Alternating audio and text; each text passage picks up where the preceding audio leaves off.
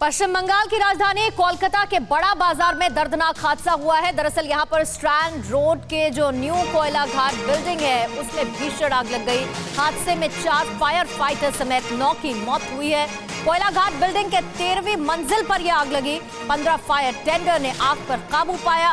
रात भर cooling process चलता रहा। आग को काबू में कोशिशें लगातार उसकी चलती रही, लेकिन इस हादसे में 9 लोगों की मौत हुई है। यह कोयला घाट बिल्डिंग है जिसमें रेलवे का भी ऑफिस है।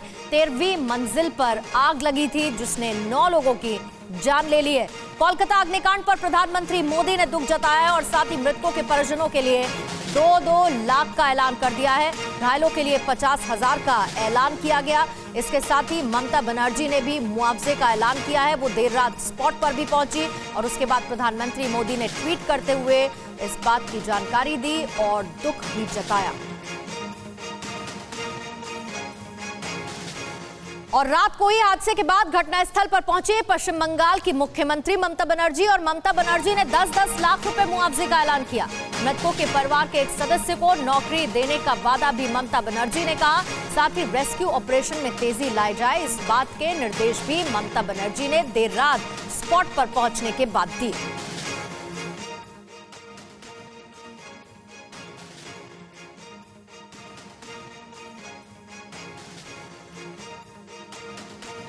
ममता बनर्जी स्पॉट पर पहुंची, अधिकारियों से जानकारी लेती हुई और उसके साथ ही रेस्क्यू ऑपरेशन में तेजी लाई जाए, इस बात के निर्देश वहां मौजूद ऑफिसर्स को दिए और 10-10 लाख मुआवजे का ऐलान भी ममता बनर्जी ने किया। और इसके साथ ही ममता बनर्जी ने रेलवे पर लापरवाही का गंभीर आरोप लगाया है। ये कहा है कि रेलवे की लापरवाही से 9 लोगों की जान चली गई है। आग बुझाने में रेलवे ने तुरंत कोई मदद नहीं की, ये ममता बनर्जी ने कहा और इसी लापरवाही के चलते 9 लोगों की जान चली गई।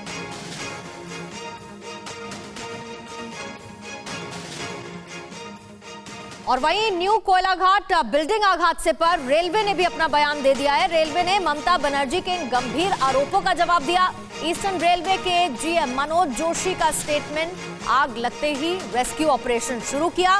ममता ने समय पर मदद नहीं करने का आरोप लगाया था, जिस पर ईस्टर्न रेलवे के जीएम मनोज जोशी ने बयान दिया कि फौरन रेस्क्यू ऑपरेशन शुरू कर दिया गया।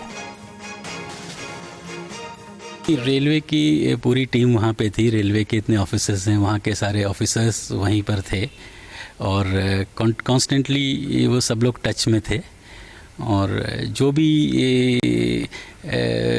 चीज़ की ज़रूरत थी वो कोशिश हो रही थी। तो हो सकता है कोई मैप इमीडिएटली अवेलेबल ना हो पाया हो, लेकिन पूरी तरह से वहाँ पे स्टाफ थे रेलवे की जो गाइड कर रहे थे उस बिल्डिंग के बारे में।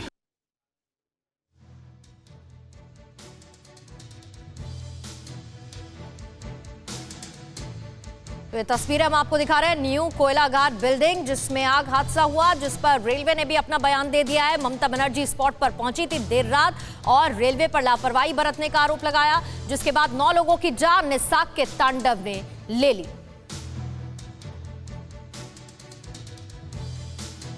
और अब बात बंग युद्ध की करेंगे, क्योंकि आज नंदीग्राम के दौरे पर सीएम ममता बनर्जी जाने वाली हैं, जहां 10 मार्च को ममता बनर्जी नंदीग्राम में अपना नॉमिनेशन फाइल करेंगी और 11 मार्च से नंदीग्राम में प्रचार की शुरुआत ममता बनर्जी करने वाली हैं। नंदीग्राम से इस बार चुनाव लड़ रही हैं ममता बनर्जी। उनकी सीट है जहां कैंपेनिंग करेंगी। लगभग 1 महीने तक प्रचार के लिए नंदीग्राम में मौजूद रहेंगी ममता बनर्जी और 12 मार्च को जिनके साथ सीधी टक्कर है, यानी कि बीजेपी के शुभेंदु अधिकारी, वो अपना नॉमिनेशन फाइल करेंगे 12 मार्च को।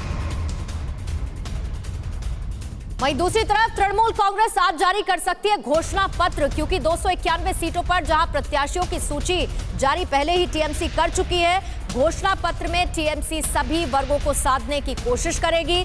टीएमसी के घोषणा पत्र पर बीजेपी समेत दूसरे दलों की भी नजर बनी हुई है। हालांकि टीएमसी ने फिलहाल इसका आधिकारिक ऐलान नहीं किया है, लेकिन मुमकिन है कि घोषणा पत्र का ऐलान जल्द ही कर दिया जाए।